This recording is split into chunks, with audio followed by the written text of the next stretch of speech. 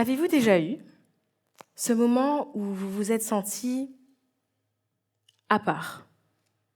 Pas mieux, pas moins bien, juste différent. Peut-être à l'école, lorsque votre manière de penser ne ressemblait pas à celle des autres, ou en famille, lorsque votre manière de parler ou vos goûts semblaient un peu décalés. Pour ma part, je fais de la danse classique depuis que je suis toute petite et parfois, lorsqu'on effectue une chorégraphie, je suis un peu décalée des autres alors qu'on fait la même chorégraphie. Non pas parce que je me trompe, mais parce que dans ma tête, il y a un autre battement qui correspond à la musique que j'entends. Cet autre battement m'a conduite à prêter l'oreille et à découvrir le Gros-Ka, cette musique et cette danse de chez nous. Savez-vous qu'il existe une gamme de Gros-Ka? Pour faire simple, une gamme, c'est une logique musicale. On part d'une note, puis on en trouve une autre, puis une autre, selon des règles bien précises. La gamme que nous connaissons presque tous, c'est la gamme majeure. Do, ré, mi, fa, sol, la, si, do. On pourrait la représenter comme un chemin. On partirait ici du do, et puis on aurait ré, mi, fa, sol, la, si, do. On croit souvent que notre Gros-Ka se joue de manière anarchique, au feeling. Pourtant, il existe une gamme de Gros-Ka. Et c'est Gérard Loquel, qui fut maître Ka, qui l'a découverte et l'a mentionnée dans son ouvrage Gros-Ka Modern. Dans cette gamme, on retrouve les mêmes notes que dans la gamme majeure, mais agencées différemment. Elle possède un battement plus riche, au sens où il y a plus de notes, et plus nuancé, puisque le chemin entre les notes diffère. Si on pouvait la représenter, on partirait encore une fois par exemple du do, mais on aurait plutôt ré, fa, sol, si bémol, etc., jusqu'à retomber de nouveau sur le do. Donc, cette gamme, la gamme de Gros-Ka, possède un battement qui diffère manifestement de la gamme majeure. Pendant longtemps, cette gamme a dû se cacher. Durant l'esclavage, la musique de nos ancêtres était interdite.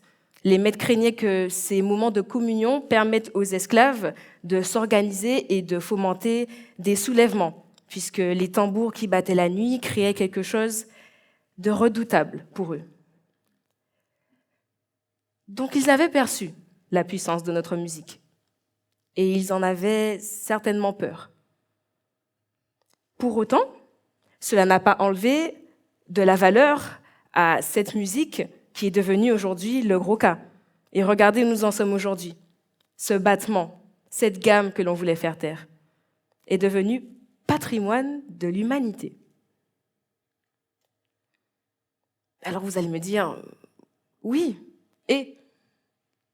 mais cette gamme, ce battement différent, c'est nous. Nous avons chacun nos propres sonorités, notre propre manière de penser, nos propres chemins individuels. Et jusqu'ici, vous me direz peut-être aussi, oui, c'est logique.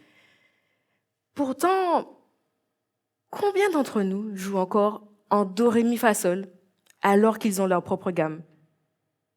Combien d'entre nous laissent leur battement se faire étouffer par ceux qui en ont peur? Lorsqu'on est danseur de Gros-Ka, il y a un espace que l'on affectionne tout particulièrement, qui est le Larron Allée Rose. C'est un lieu où l'on peut enfin s'exprimer et jouer ses propres notes. Lorsque le danseur le décide, il s'avance dans ce grand cercle et joue, danse son battement. Avez-vous déjà observé que le cercle était toujours présent dans ces fameux lits roses? La peau d'écaille est circulaire, les calebasses ou chachas sont ronds. Le danseur qui s'avance et demande sa reprise. Pam, patam, poutam, patam, poutoum, toum, toum, plap. Fait un mouvement circulaire. La reprise elle-même, vous savez, ce moment qui revient tout le temps dans le gros cas, c'est sur le plan temporel que ça tourne. Un cercle. Le cercle. Imaginez maintenant que vous êtes ce danseur de gros cas, dans ce cercle. Que faites-vous? Qu'est-ce qui change? Vous êtes là, au beau milieu de tous ces autres petits cercles qui s'animent, chantent autour de vous. Vous êtes seul. Comment décidez-vous de sonner? Est-ce que vous restez immobile, paralysé? Est-ce que vous faites des pas que l'on vous a appris, dont vous ne savez peut-être pas grand-chose, mais au moins vous faites quelque chose? Ou est-ce que vous décidez de danser selon votre battement, à vous? En fait, nous sommes tous au centre d'un cercle, un larron à l'érose dans notre vie. Et nos routines, nos habitudes, nos manières de penser sont les cas, les chachas, les reprises de notre vie. La question, c'est comment décidons-nous de danser avec tout ça? Nous, danseurs de gros cas. Lorsqu'on est danseur de gros cas, on fait corps avec l'improvisation. Vous savez, cette manière de créer sur place avec tous ces cercles qui nous entourent. Et ce qu'il y a de bien avec cette improvisation, c'est qu'à chaque reprise, on revient, mais on n'est plus tout à fait les mêmes. Goudoum katak, goudoum katak, goudoum katak, goudoum katak, pam patam, poutam patam, poutoum toum toum plap. J'ai effectué une reprise, mais différente de la précédente. Parce que j'interagis avec le tambouillé qui est en face de moi. Parce que je perçois des sonorités autour de moi qui varient. Mais c'est exactement ce que nous vivons tous à notre échelle. À chaque tour, à chaque cycle, à chaque période de notre vie. On apprend, on grandit, on se transforme par expérience. Le cercle est notre base, mais finalement on ne revient pas exactement au même point. On est ailleurs. Le rythme que l'on joue aujourd'hui n'est pas le rythme que l'on jouait hier. Donc dans notre vie, au-delà du simple cercle, avec cette idée de retour, mais transformé, nous sommes dans une spirale, notre spirale. Et chacun d'entre nous, danseurs de gros cas, nous avons la possibilité d'incarner cette spirale en proposant de nouvelles choses. Danser sur un nouveau rythme, faire de nouveaux pas, réutiliser des pas que l'on a l'habitude de faire, mais différemment, plus lentement, plus rapidement, ailleurs. Ne rien faire, contempler, écouter. Dans ce larron à l'éros qu'est notre vie, prendre conscience de notre propre spirale nous permet de danser selon notre battement. Et si le danseur est capable de faire corps avec cette improvisation, c'est parce qu'il est capable d'aller chercher l'inconnu. Revenons aux mathématiques. Lorsque l'on cherche à résoudre une équation, par exemple 2x plus 3 égale 4, on cherche l'inconnu, la variable, ce fameux x, à partir des constantes, ici 2, 3 et 4. Mais ce qu'il y a d'intéressant, c'est que dans le larron à l'éros, le processus s'inverse et se complexifie. Le danseur ne résout pas une équation pour trouver une solution. Il explore continuellement l'espace des possibles en s'aidant des constantes comme point d'appui pour générer infiniment de nouvelles variables. Ces constantes qui peuvent être les autres danseurs, l'espace, le rythme, les codes culturels. Souvent, nous nous empêchons de danser selon notre gamme à cause de certaines constantes du quotidien. Travail, engagement, institution. Mais là où le danseur de gros cas est fort, c'est qu'il utilise ces constantes dans sa danse pour générer infiniment de nouvelles variables. Et ce, en toutes circonstances. Même lorsque la vie sonne un peu comme le rythme du lait rose.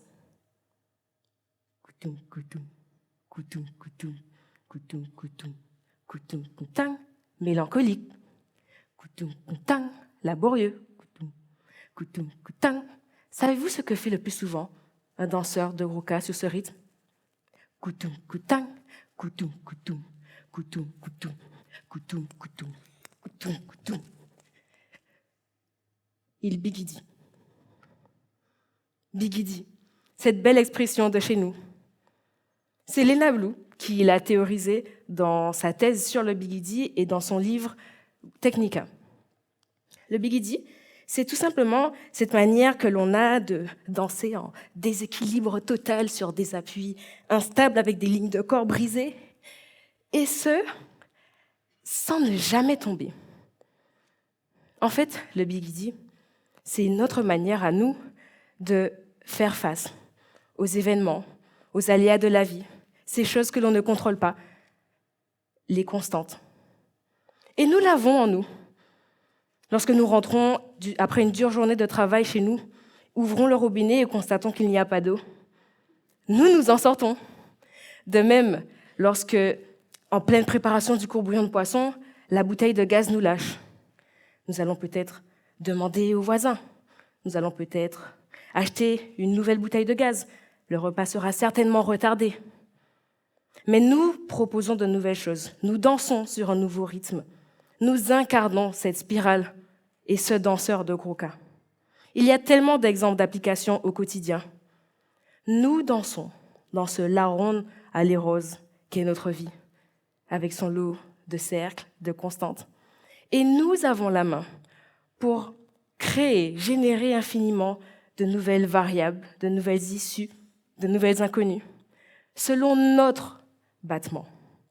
Alors, regardons notre cercle comme l'espace du lait rose et exprimons le danseur de Grouka que nous sommes.